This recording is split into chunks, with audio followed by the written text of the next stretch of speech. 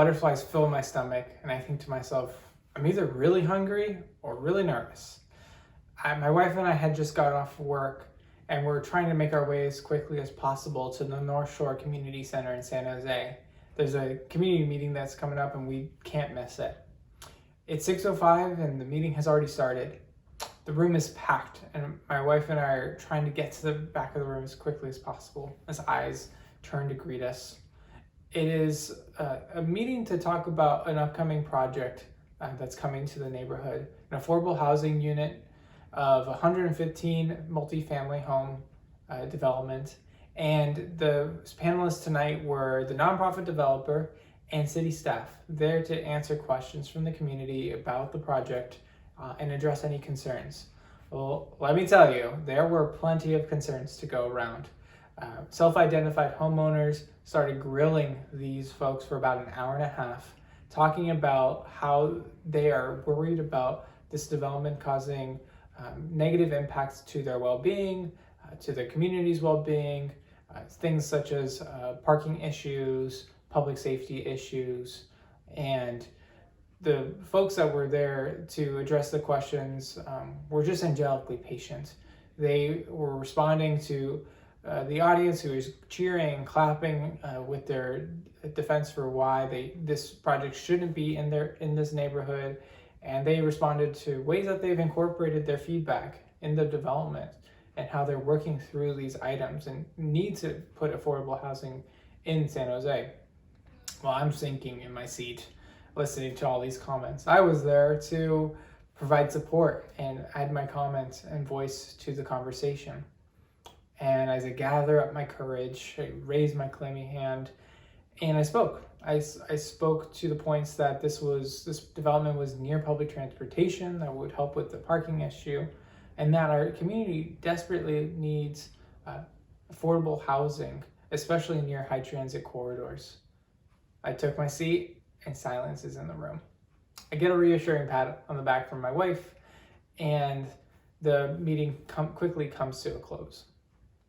My wife, as the folks close, she goes to the front of the room to greet the panelists, the housing nerd that she is, and I sit back and I started striking conversation with some of the folks from the meeting. They asked me, how long have you lived here? Are you owning a home, or are you a renter? What part of town do you live? And I answered them that my wife and I are newlyweds. We are about 6 months into the area. We rent in an ADU, accessory dwelling unit, and we're excited to be part of the neighborhood. Get some solid uh-huhs, some fake smiles, and we'll see you around. The meeting and these conversations after affirmed what I was feeling and thinking. I'm not welcomed, I don't belong, and my voice isn't as important because of my identity and rental status. You see, our country has a deep issue with underrepresentation of tenants in local decision making. Our country has a really strong history between those that own a home and those that have access to money and power. And it starts with our nation's history and founding. In colonial America, if you had property, that means you were a citizen and you had the right to vote. And those that had property were white landowners. Fast forward to post-Civil War, we see that the government is giving away land, but taking it away from Native Americans and forcing them to sell their land to non-Native Americans. We see that Black Americans who are just free are now being discriminated against from these housing programs, and are often forced through these lack of access to these opportunities or through debt to become tenants of non-Black landowners. And so the cycle continues where we see more white Americans have access to money and wealth through property, and those that are minority communities become tenants and not have as much access to power and wealth. In the 1950s, we see this even gone up a level where administrations provide tax bonuses and subsidies to property owners to incentivize this development of suburbs and more land within the United States. And so this culture starts building even from the start of the country, that those that are associated with tenants are more associated with poverty, more associated with debt, and this abuse of social safety nets. 1994, a couple of researchers looking into neighborhood associations see this culture of bias against tenancy come into real form, and they coined this term called the ideology of property. It has very similar ties with what we see in the NIMBY movement today, not in my backyard. You see, with the ideology of property, there's this belief that if a tenancy property is coming to the neighborhood, it would lead to more poverty, and it would lead to more transients, those that don't have a stake in the community, to come into the community and make decisions.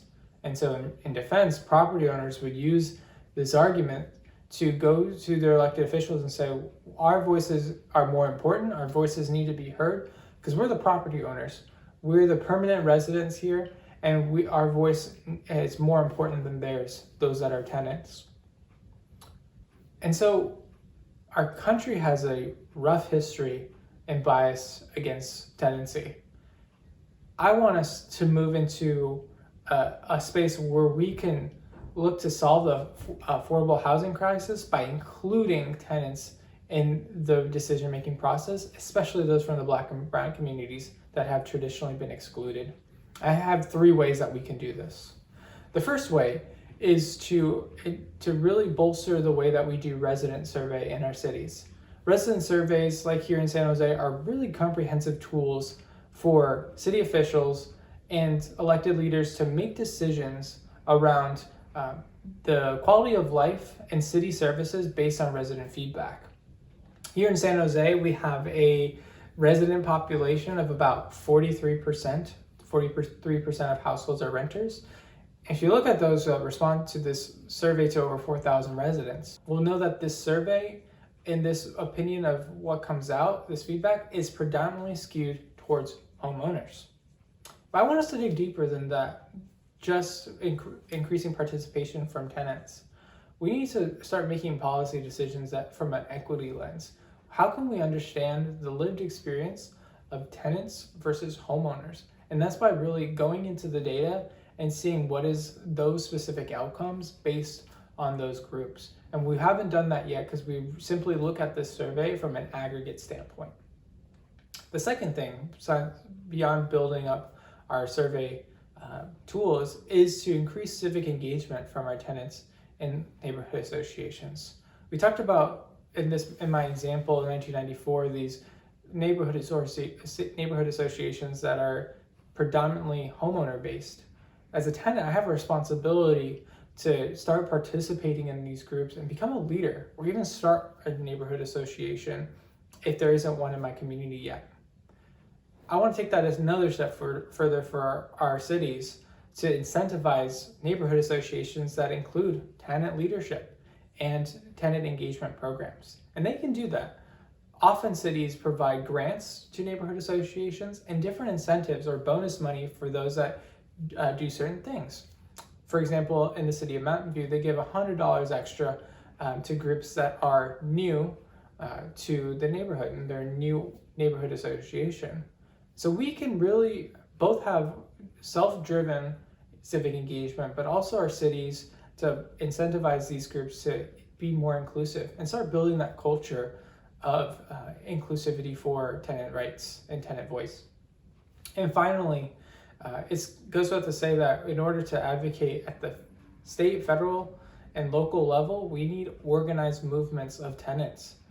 I'm fortunate to stand on the shoulders here in California and San Jose with groups such as Tenants' Rights and Sacred Heart Housing Action Committee. They have fought on and organized folks to ensure that we have tenant protection rights that we take advantage of here locally, just cause evictions and Ellis Act ordinances. And so it is my responsibility and the responsibility of tenants to get involved and keep up to date with what these groups are doing and make sure that our voices are heard at City Hall through these organized efforts.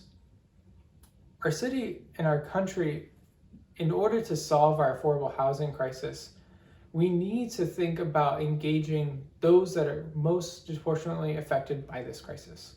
We need to ensure that our tenants are heard through our formal systems of surveying, We need to ensure that their participation, neighborhood by neighborhood, is seen at local organizations like neighborhood associations. And we need to organize. We need to have a collective voice and make sure that those groups are supported and well established. All of these together will allow us to move from an ideology of property to an ideology of residency.